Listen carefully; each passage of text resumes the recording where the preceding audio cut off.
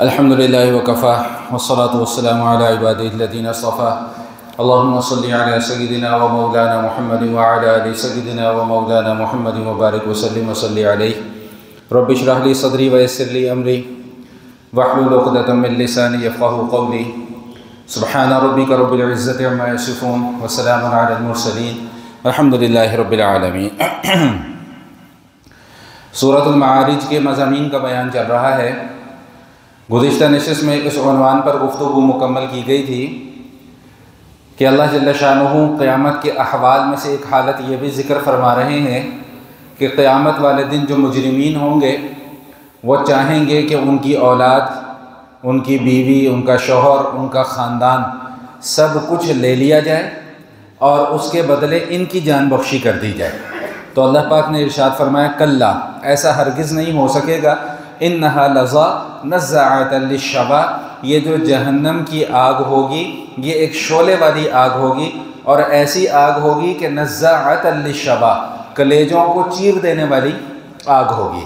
तो इस उन्वान के तहत गुफ्तगू की जा रही थी। मज़ीद जो मज़ामीन आगे आ रहे हैं उनके चीदा चीदा जो अहम निकात हैं वो आप हज़रात के सामने अर्ज़ कर दूँ ताकि मज़मून को मुकम्मल किया जा सके। फरमाया कि तदउ मन अदबर व तवल्ला व जमअ फअवआ इन्नल इंसाना खुलिक़ हलूआ इज़ा मस्सहु शर्रु जज़ूआ व इज़ा मस्सहुल खैरु मनूआ। अल्लाह पाक इरशाद फरमा रहे हैं कि जहन्नम इन मुजरिमीन को अपनी तरफ बुला रही होगी।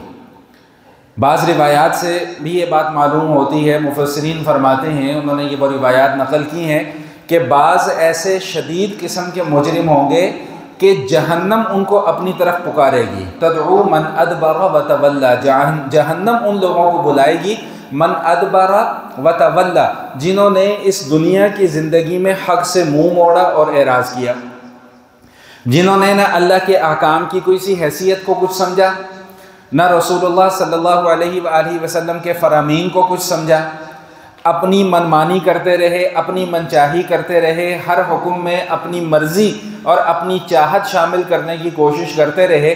तो उनके मुतालिक फ़रमाया कि तदउ मन अदबर व तवल्ला, जिन्होंने मुँह मोड़ा और एराज़ किया उनको जहन्नम अपनी तरफ बुलाएगी। यानी आप अंदाज़ा लगाएं कि कितना शदीद मंज़र होगा कि लोगों को जहन्नम में डाला जा रहा होगा और बाज़ ऐसे मुजरिम होंगे कि जिनको जहन्नम ख़ुद तलब कर रही होगी कि इनको मेरे अंदर डालो। ये इतने गंदे लोग थे, ये इतने खबीसुल फितरत किस्म के लोग थे कि इनका अंजाम यही है कि बजाय इसके कि आप उठाकर इन्हें मेरे अंदर डालें, मैं ख़ुद तलब कर रही हूँ कि इनको उठाकर मेरे अंदर डाल दो।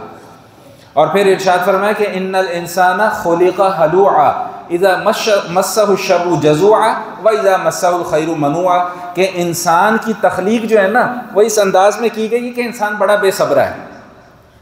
इज़ा मस्सहु शर्रु जज़ूआ व इज़ा मस्सहुल खैरु मनूआ, कि जब उसे कोई तकलीफ़ पहुँचती है, कोई बुराई पहुँचती है तो जज़ा फसा करना शुरू कर देता है, और जब उसे कोई भलाई पहुँचती है, कोई खैर उस तक पहुँचती है तो मनूआ, फिर बखील बन जाता है।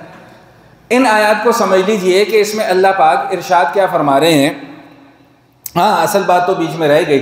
फरमाया कि तदउ मन अदबर व तवल्ला व जमअ फअवआ, ये बात असल थी, ये तो बीच में रह गई।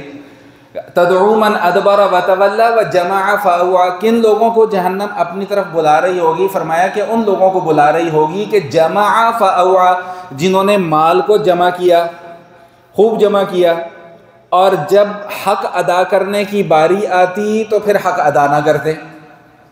भाई अल्लाह ताला ने, देखें ये बात पहले भी कई मरतबा गुज़र चुकी है कि अल्लाह ताला ने माल कमाने से मना नहीं किया, लेकिन माल कमाने के ऊपर पाबंदी लगा दी कि भाई इस तरीके से कमाना है और इस तरीके से नहीं कमाना। और जब माल तुम कमा लोगे तो फिर इस माल में से खर्च भी करना है, ज़कात भी देनी है, सदका भी देना है, दूसरे जो हुकूक बीवी बच्चे हैं, औलाद है, उनके हुकूक का ख्याल रखना है, और कोई ज़िम्मेदारियाँ तुम्हारे ऊपर हैं, उन ज़िम्मेदारियों को पूरी करना है। अच्छा, मैं इसको ज़रा अपने अंदाज़ में एक चीज़ और शामिल कर देता हूँ। आपने बिजली का बिल अदा करना है, ये भी आपकी ज़िम्मेदारी है। आपने गैस का बिल अदा करना है, ये भी आपकी।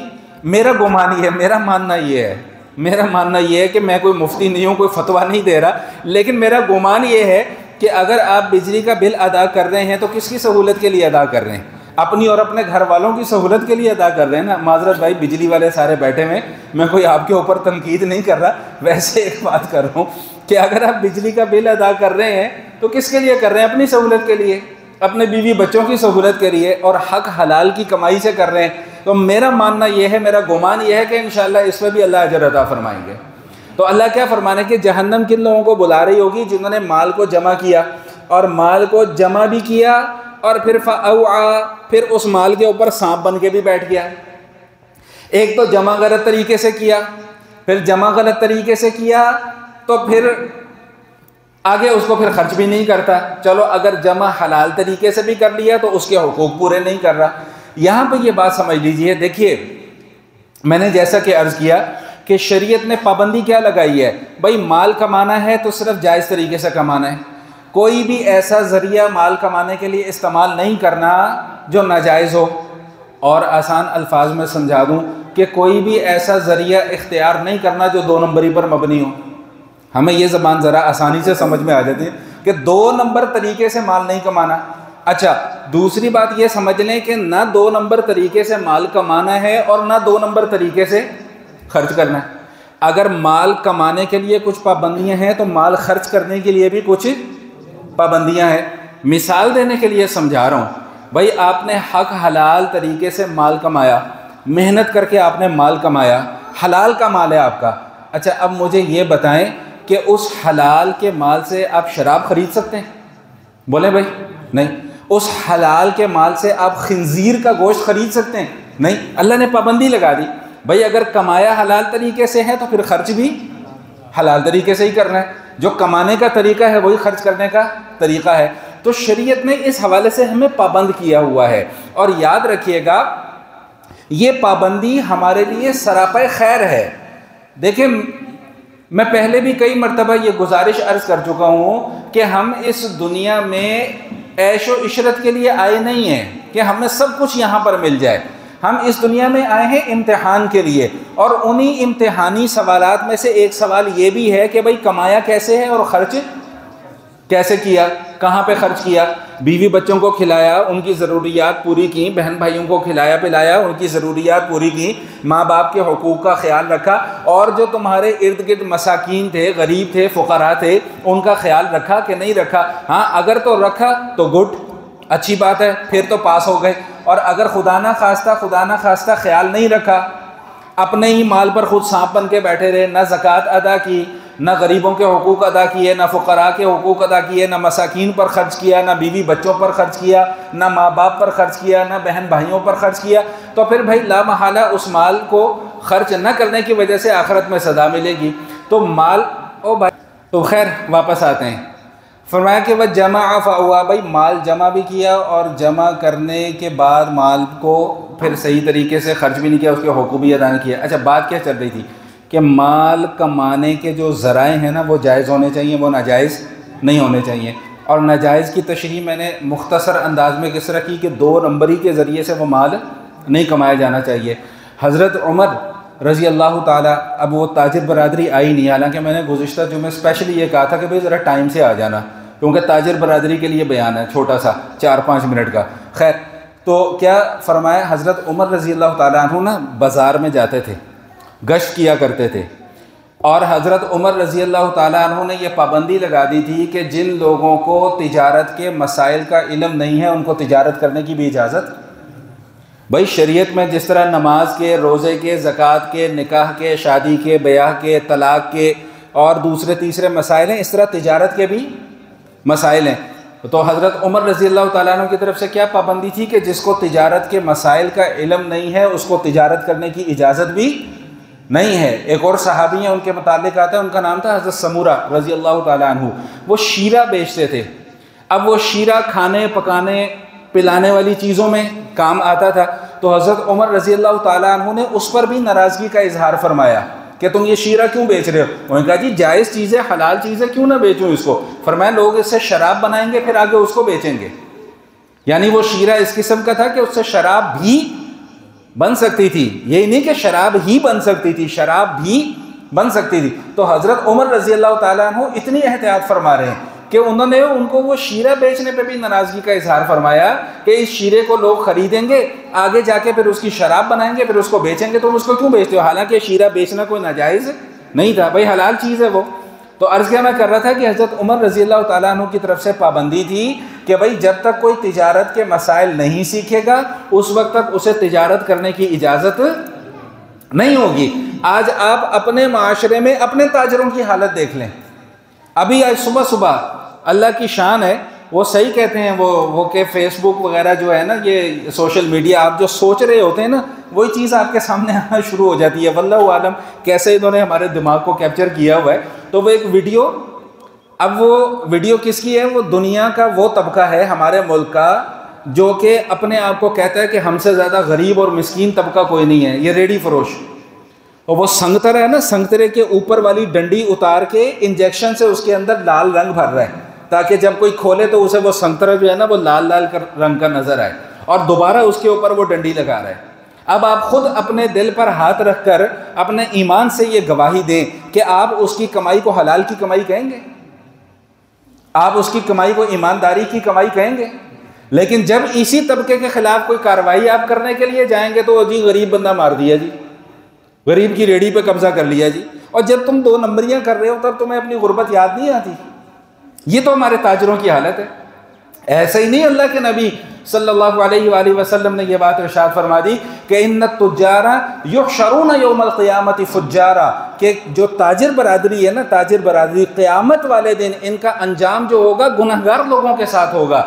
इल्ला मनित्तक़ा व बर्रा व सदक़ा, सिवाय 3 किस्म के लोगों के कि जिन्होंने तक़वा इख्तियार किया, अपनी तिजारत में उन्होंने 2 नंबरी नहीं की, व सद्दक़ा, 1 नंबर को 1 नंबर कह के बेचा, 2 नंबर को 2 नंबर कह के बेचा, चाइना के माल को चाइना का माल कह के बेचा, व सद्दक़ा, और बिल्कुल सच्चाई और दयानतदारी के साथ उन्होंने जो है वो अपना कारोबार किया। फरमाया कि ऐसे लोग फिर ऊंचे दर्जों में होंगे। और एक और हदीस शरीफ में आता है कि जो ताजिर अमानतदारी और दयानतदारी के साथ तिजारत करने वाले हैं, फरमाया कि इनका अंजाम अंबिया कराम के साथ होगा, सिद्दीकीन के साथ होगा, शुहदा के साथ होगा। हज़रत उमर क्या फरमा रहे हैं कि भाई जब तक तिजारत के मसाइल नहीं सीखोगे तुम्हें तिजारत करने की इजाज़त नहीं होगी। अभी वो आजकल आपको भी पता है वो ये हर दुकान, भाई किसी मार्केट का, भाई बुरा ना महसूस कीजिएगा, किसी मार्केट का कोई दुकानदार ऐसा नहीं है कि जिसने अपनी दुकान के आगे 10-10 फुट जगह ना बढ़ाई हो। गली मोहल्लों में चले जाएं तो हमारे घरों की भी यही हालत है, 6-6 फुट के 8-8 फुट के रैंप बनाए हुए हैं। भाई वो तुम्हारी जगह तो नहीं है, तुम किस बुनियाद पर तुम वो रैंप बना रहे हो? अभी वो ऑपरेशन हुआ, अल्लाह करे ये ऑपरेशन ऐसे कायम और दायम रहे, वरना ये कौम बड़ी ढीठ है, मानती नहीं है इतनी जल्दी जब तक कि डंडा सोटा इनके ऊपर ना पड़े। अब वो जनाब एक पिट रहा है, वो जी मेरी 3 लाख तो मैं दुकान का किराया देता था, वो मैंने आगे फट्टा लगवाया हुआ था, 50,000 वो किराया देता था, अब मैं अकेला 3 लाख रुपया किराया कहाँ से दूँ? उस अल्लाह के बंदे को कोई बताए कि भाई दुकान तेरी उतनी है जितनी तेरी दुकान है, आगे फट्टा लगवाना तो जायज़ ही नहीं है। भाई मैं अगर किसी चीज़ का किराया वसूल करना चाहूँगा तो मैं सिर्फ उस चीज़ का किराया वसूल कर सकता हूँ जो मेरी अपनी मिल्कियत में हो। भाई नहीं मसला समझ में आया? मैं अब आपसे कहूँ कि जी आप मस्जिद में बैठे हुए, यहाँ बैठने का मुझे किराया दें, तो ये जायज़ होगा कि नहीं होगा? नहीं होगा। क्यों? ये मेरी जगह ही नहीं है। ठीक, तो दुकान के बाहर फट्टा लगवाना तो बजाते खुद एक नाजायज़ अमल है, और ऊपर फिर उस पर किराया वसूल करना ये उससे बड़ा नाजायज़ अमल है, तो हराम की कमाई है सारी की सारी। तो बात क्या चल रही है कि वह जमा फ़अवा, भाई माल को जमा किया, और माल को जमा करते हुए इस बात का ख्याल नहीं रखा कि मैंने माल कमाना कहाँ से है और ख़र्च कहाँ पर करना है। तो ऐसे लोगों का फिर क्या अंजाम जिक्र किया जा रहा है कि तदउ मन अदबरा व तवल्ला, जहन्नम इनको अपनी तरफ बुलाएगी। तो फरमाया कि इन्नल इंसान खुलिक़ हलूआ, इंसान जो है ना बड़ा बेसब्रा पैदा किया गया है। इज़ा मस्सहु शर्रु जज़ूआ व इज़ा मस्सहुल खैरु मनूआ, जब इसको कोई अच्छाई पहुँचती है तो, जब कोई बुराई पहुँचती है तो शोर शराबा कर देगा। आज हमारी ज़बान पर भी ये अल्फाज ज़बान ज़द आम हैं, हर दूसरा पर जी मर गए जी, खप गए जी, बर्बाद हो गए जी, कारोबार ख़त्म हो गया जी, लुट गए जी, ये हो गया जी, वो हो गया जी, फला हो गया जी, धमकाना हो गया जी, खा गए, पी गए, ये कर गए। अल्लाह क्या कुरान में कह रहे हैं? आज मुझे ये आयत समझ में आई है। इज़ा मस्सहु शर्रु जज़ूआ, उलमाए कराम ने इसकी तशरीह में लिखा हुआ है, मुफस्सिरीन ने लिखा हुआ है कि जब माल की किल्लत हो जाती है तो बेसब्री का मुजाहिरा करता है। जजा फजा करना शुरू कर देता है, रोना पिटना मचाना शुरू कर देता है कि हम तो ख़त्म हो गए, हम तो तबाह हो गए, हम तो बर्बाद हो गए, हमारा खाना पीना। हालांकि भूख से कोई मर नहीं रहा, भूख से कोई मर नहीं रहा, सारे अखराजात पूरे हो रहे हैं, अल्लाह पूरे करवा रहे हैं सारे अखराजात। हाँ ठीक है कि पहले ज़्यादा थे, अब ज़रा कम हो गई कमाई, मर तो नहीं ना रहे भूख से, तो नाशुक्री क्यों? तो फरमाया कि इज़ा मस्सहु शर्रु जज़ूआ, जब कोई बुराई पहुँचती है तो बेसब्रा हो जाता है। व इज़ा मस्सहुल खैरु मनुआ, और जब कोई अच्छाई पहुँचती है मनुआ तो फिर बखील बन जाता है। इसका क्या मतलब लिखा मुफस्सिरीन ने? मुफस्सिरीन फरमाते हैं कि जब माल उसके पास आ जाता है तो फिर अब बुखल का मुजाहरा करता है, कंजूसी करता है, अब माल खर्च नहीं करता। और आप हज़रात को याद होगा कि बुखल का माना मैं पहले भी बता चुका हूँ कि बुखल का क्या माना होता है। कंजूसी असल में क्या है कि जिस जगह पर शरीयत ने माल खर्च करने का हुक्म दिया है उस जगह पर माल को खर्च न करना, ये असल कंजूसी है। बीवी कहे कि मुझे 15,000 रुपये का जोड़ा बना के दो, आप कहो कि भाई मेरे पास 15,000 रुपये नहीं है, अब बीवी शोर मचा दे कि मेरा शौहर कंजूस है, तो ऐसा शख्स कंजूस नहीं है। कंजूस कब कहलाएगा? ये कंजूस तब कहलाएगा कि भाई तुम्हारे ऊपर ज़कात फ़र्ज़ है, तुम ज़कात अदा नहीं कर रहे, तुम्हारे ऊपर कुर्बानी करना वाजिब है, तुम कुर्बानी कर नहीं रहे, तुम्हारे ऊपर सदका फ़ितर वाजिब है, तुम सदका फ़ितर अदा नहीं कर रहे, तुम्हारे ऊपर गरीब गुरबा मसाकिन फ़ुक़रा पर माल खर्च करना ये तुम्हारी ज़िम्मेदारी है, तुम वहाँ पर माल खर्च नहीं कर रहे, ये असल कंजूसी है। तो शरीयत क्या, अल्लाह का कुरान क्या कह रहा है कि इंसान बड़ा बेसब्र है। इन्नल इंसाना खुलिक़ा हलूआ इज़ा मस्सहु शर्रु जज़ूआ व इज़ा मस्सहुल खैरु मनुआ, कि भाई जब उसको कोई तकलीफ़ पहुँचती है तो शोर शराबा करता है, बेसब्री का मुज़ाहरा करता है, और जब अल्लाह की तरफ से अच्छाइयाँ पहुँचती हैं तो फिर क्या होता है भाई? फिर बखील बन जाता है, कंजूस बन जाता है। ये तो उस तबके का जिक्र था कि जिसको आखिरत में अजाब मिलनी है, जिसको आखिरत में अल्लाह की पकड़ का सामना करना है। मैं मुख्तसर इसलिए कर रहा हूँ कि आज मैंने आखिर में रमज़ान से मुतालिक एक दो बड़े अहम मसाइल ज़िक्र करने, इसलिए मैं बात को मुख्तसर करके आपसे आगे लेके चल रहा हूँ इस बात को। अब सुनिएगा ज़रा, अब उस तबके का जिक्र आ रहा है कि जो इस अजाब से बच जाएगा। एक दुआ कर देता हूँ, उस पर आमीन कह दीजिएगा कि अल्लाह हमें इस दूसरे तबके में शामिल फरमा दे कि जो आखिरत के अजाब से बचा लिया जाएगा। उसमें सबसे पहला तबका कौन है? फरमाया कि इल्लल मुसल्लीन अल्लज़ीना हुम अला सलातिहिम दाइमून। जहन्नम बुला रही है, इनको मेरे अंदर दाखिल करो।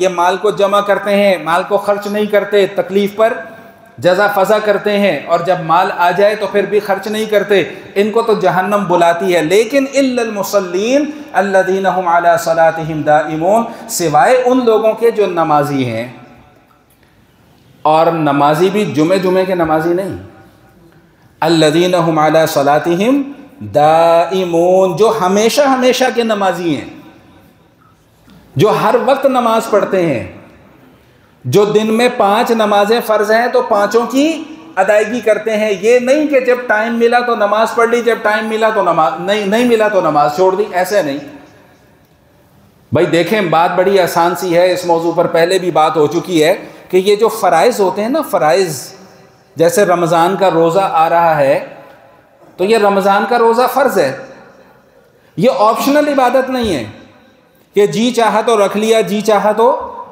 बोले भाई छोड़ दिया। भाई सर में दर्द हो गया, रोज़ा छोड़ दो, ला हौला वला कुव्वता इल्ला बिल्लाह। छींक आ गई, रोज़ा छोड़ दो।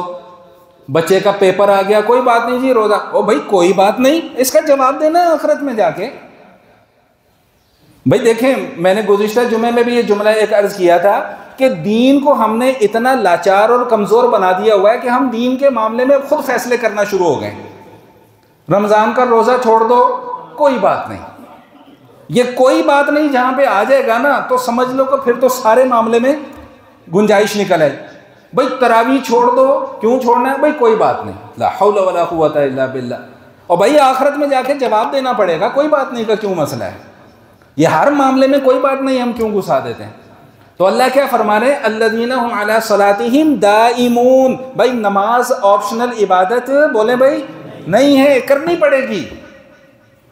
बीमार हो तब भी नमाज पढ़नी पड़ेगी, तंदुरुस्त हो तब भी नमाज, मुसाफिर हो तब भी नमाज पढ़नी पड़ेगी, घर में बैठे हुए हो तब भी नमाज पढ़नी पड़ेगी। भाई अल्लाह ने सफ़र में सहूलत क्या दे दी है कि भाई 4 के बजाय कितनी रकात पढ़ लिया करो, 2। लेकिन ये नहीं कहा कि नमाज माफ़ है, नमाज फिर भी पढ़नी है। बल्कि आप सूरतुन निसा जाकर पढ़ें तो सूरतुन निसा में सलातुल खौफ बयान की गई है, जिहाद हो रहा है, जंग हो रही है, उसमें भी नमाज माफ़ नहीं है। उसका भी तरीका बता दिया कि वहाँ पर जाके कैसे नमाज पढ़नी है। तो एक लंबी चौड़ी तफसील है उसकी। भाई 2 जमातें बना लो, एक जमात जाए 1 रकात पढ़ के वापस आ जाए, फिर दूसरी जमात जाए वो 1 रकात पढ़ के वापस आ जाए, फिर तीसरी जमात वो पहले वाली जमात दोबारा जाए, फिर वो रकात पढ़ के वापस आ जाए। अल्लाह ने ये नहीं कहा कि तुम मेरे रास्ते में लड़ रहे हो, जान कटाने के लिए आ गए हो, सर कटाने के लिए आ गए हो, माल खर्च करके आए हो, चलो मैंने तुम्हारी नमाजें तुम्हें माफ़ कर दी ना। फरमाया नमाज यहाँ भी पढ़नी पड़ेगी। तो अल्लज़ीना हुम अला सलातिहिम दाइमून, भाई नमाज ऑप्शनल इबादत नहीं है। बचेगा कौन? जो नमाज को हमेशा पाबंदी के साथ अदा करेगा। ये तो वो बातें हैं जो हम अपने बचपन से सुनते आ रहे हैं। भाई हमें सबसे पहले क्या चीज़ सिखलाई जाती है? नमाज ही सिखलाई जाती है ना। बाप छोटे से बच्चे को उंगली पकड़ के लेके आता है, हालांकि उसे ना बोलना आता है, ना पढ़ना आता है, ना वो कुछ समझ सकता है, लेकिन वो क्या करेगा? बाप को देखेगा, हाथ बांधेगा, रुकू करेगा, सजदा करेगा, टूटी फूटी नमाज पढ़ेगा। तो सबसे पहला काम तो हमें नमाज ही सिखलाई जा रही है ना। उसके बावजूद अगर आज की तारीख में भी मेरी नमाज की आदत नहीं बनी तो भाई इसका जिम्मेदार मैं खुद हूँ, कोई और नहीं है। हर काम शैतान के सर पर नहीं डाल देना चाहिए, शैतान नहीं करवा रहा। भाई हमारे अंदर जो शैतान है ना, वो उस शैतान से बड़ा शैतान है जो हमें करने नहीं दे रहा। तो बहरहाल बात क्या चल रही है? फरमाया कि अल्लज़ीना हुम अला सलाति इल्लल मुसल्लीन अल्लज़ीना हुम अला सलातिहिम दाइमून, जो अपनी नमाज़ों पर मुदावमत करते हैं। और याद रखिएगा कि अल्लाह को और अल्लाह के नबी को अमल भी वही पसंद है जो हमेशगी की बुनियाद पर किया जाए। जो कभी कभार की बुनियाद पर किया जाने वाला अमल होता है ना, वो ना अल्लाह को पसंद है ना अल्लाह के नबी को पसंद है। फरमाया हुज़ूर अलैहिस्सलातु वस्सलाम ने, अल्लाह कमी बेशी माफ़ फरमाया, इरशाद फरमाया कि खुज़ू मिनल अमली मा तुतीक़ून, भाई जितनी तुम्हारे अंदर ताकत होती है ना उतना अमल ज़रूर किया करो। फ़इन्नल्लाह ला यमल्लु हत्ता तमल्लु, अल्लाह सवाब देने से नहीं थकेगा, तुम थक जाओगे, तुम थक जाओगे, अल्लाह नहीं थकेगा। और अम्मी आयशा सिद्दीक़ा रज़ियल्लाहु ताला अन्हा फरमाती हैं कि अहब्बुल आमाली इला रसूलिल्लाह सल्लल्लाहु अलैहि वसल्लम मा दुविमा अलैहि, कि नबी पाक सल्लल्लाहु अलैहि वसल्लम को वो आमाल पसंद थे जो हमेशगी की बुनियाद पर किए जाएं। ये कभी कभार का जज्बा दिखाना अल्लाह को, शब बारात आ गई 100 रकात नमाज नफिल पढ़ रहे हैं, ये कभी कभार का जज्बा, इस जज्बे की अल्लाह के यहाँ कोई हैसियत नहीं है। मैं एक जुमला अर्ज़ किया करता हूँ पुराने अहबाब को, तो वो जुमला अब तक याद हो गया होगा कि भाई साल में 1 मरतबा 100 नफिल पढ़ने से बेहतर है कि रोज़ाना 2 रकात नमाज नफिल पढ़ लिया करो। भाई 100 नफिल पढ़ना ज़्यादा आसान है कि 2 रकात नमाज पढ़ना आसान है? बोले भाई 2। तो 2 पढ़ना तो रोज़ कोई मुश्किल काम नहीं है। इसी तरह एक और हदीस है जिसमें इरशाद फरमाया कि अहब्बुल अमाली इलल्लाहि अदवमुहा व इन क़ल्ला, कि अल्लाह को सबसे ज़्यादा पसंदीदा अमल वो है जो हमेशगी की बुनियाद पे हो, व इन क़ल्ला, अगरचे उसकी क्वांटिटी थोड़ी ही क्यों ना हो। याद रखिएगा कि अल्लाह ताला क्वांटिटी से ज़्यादा अमल की क्वालिटी को देखते हैं। 100 रकात नमाज नफिल पढ़ी, इस तरह पढ़ी अल्लाह, इस तरह 100 रकात नमाज नफिल तो पढ़ ली, लेकिन इस अमल की कोई क्वालिटी नहीं है। इसके मुकाबले में सिर्फ 2 रकात नमाज नफिल पढ़ी और पूरे ध्यान के साथ, पूरी तवज्जो के साथ कि मैं अल्लाह से मुनाजात कर रहा हूँ, मैं अल्लाह से बात कर रहा हूँ। जब क़याम में खड़ा हो तो ये तसव्वुर करे कि मेरा अल्लाह मेरे सामने मौजूद है। जब रुकू में जाओ तो ये तसव्वुर हो कि मेरा अल्लाह मेरे सामने मौजूद है। जब सजदा करो तो ये तसव्वुर हो कि मैं अल्लाह के कदमों में सजदा कर रहा हूँ। अगर इस तरीके से खुदा की कसम खा के ये बात अर्ज़ कर रहा हूँ, अल्लाह हम सबको ऐसी नमाज नसीब कर दे। खुदा की कसम, ज़िंदगी में अगर 1 मरतबा ऐसी 2 रकात नसीब हो गई ना, तो सारी ज़िंदगी की इबादत से बेहतर इबादत होगी वो। अगर पूरी ज़िंदगी में ऐसी 2 रकात भी नसीब हो जाए तो ये असल नमाज है। तो क्या फरमाया कि भाई वो मुसल्ली, वो नमाजी बच जाएंगे जो हमेशा हमेशा की बुनियाद पर अपनी नमाज़ों को क्या करते हैं भाई? अदा करते हैं। उसके बाद क्या फरमाया कि वल्लज़ीना फ़ी अम्वालिहिम हक़्क़ुम मालूम लिस्साइल वल महरूम। दूसरे नंबर पर क्या कि भाई जिन लोगों के मालों में एक हक़ है अल्लाह पाक ने रखा हुआ है, लिस्साइल वल महरूम, साइल के लिए भी और महरूम के लिए भी। इस आयत को बस समझ लें, मुख्तसर सी बात कर रहा हूँ बस। देखें ये बात अभी थोड़ी देर पहले भी गुजरी कि माल कमाना शरीयत में मना नहीं है, लेकिन माल में दिल लगाना शरीयत ने पसंद नहीं किया। मौलाना रूम का एक शेर मुझे याद आ जाता है, मैंने पहले भी कई मरतबा सुनाया। वो क्या फरमाते हैं कि आबे अंदर ज़ेरे कश्ती पुश्ती अस्त, आब दर कश्ती हालांकि कश्ती अस्त, कि भाई कश्ती के नीचे जब तक पानी रहेगा कश्ती भी सलामत, कश्ती वाले भी सलामत, लेकिन जब पानी कश्ती के अंदर आ जाएगा तो ना कश्ती सलामत ना कश्ती वाले सलामत, सब बर्बाद हो जाएंगे, ख़त्म हो जाएगा। तो माल कमाना शरीयत ने मना नहीं किया, लेकिन माल कमाने की भी पाबंदी और कमाने के बाद खर्च करने की भी पाबंदी। तो अल्लाह क्या फरमा रहे हैं कि जहन्नम से कौन बच जाएगा? नंबर एक वो नमाजी जो हमेशा हमेशा की बुनियाद पर अपनी नमाजें पढ़ते रहे, और दूसरे नंबर पे कौन? वल्लज़ीना फ़ी अम्वालिहिम हक़्क़ुम मालूम लिस्साइल वल महरूम, भाई वो लोग कि जिनके मालों में एक मालूम हक़ मुतय्यन था, साइल के लिए भी और महरूम के लिए भी। ये मालूम हक़ क्या है, हक़्क़ुम मालूम क्या है? बाज़ मुफस्सिरीन ने फरमाया कि इससे मुराद ज़कात है। भाई मालदार के ऊपर, साहिब निसाब के ऊपर ज़कात फ़र्ज़ है, और ये अल्लाह की कितनी बड़ी रहमत है कि अल्लाह ने ज़कात कितनी फ़र्ज़ की है भाई? सिर्फ़ और सिर्फ कितने परसेंट? 2.5%। बाकी 97.5% आपका। अल्लाह कहता है सिर्फ 2.5% मुझे देना है, बाकी 97.5% आपका। खाओ पियो खर्च करो जैसे मर्जी, अपने कपड़े बनाओ, नया सूट बनाओ, पाशा का सूट पहनो, गुल अहमद का सूट पहनो, ब्रांडेड शूज़ पहनो, जो मर्जी करो, लेकिन 2.5% मुझे देना पड़ेगा। और बाज़ मुफस्सिरीन ने फरमाया कि हक़ के मालूम से मुराद ज़कात के अलावा दीगर मसारिफ हैं। ज़कात तो फ़र्ज़ है, वो तो अदा करनी ही करनी है, इसके अलावा अल्लाह ने पाबंद कर दिया है पैसे वालों को कि भाई गुरबा का ख्याल रखा करो, फ़ुक़रा का ख्याल रखा करो, मसाकीन का ख्याल रखा करो, अड़ोस पड़ोस पर नज़र रखा करो, कोई ज़रूरतमंद तो नहीं, जाके खामोशी से उसकी ज़रूरत पूरी कर दिया करो।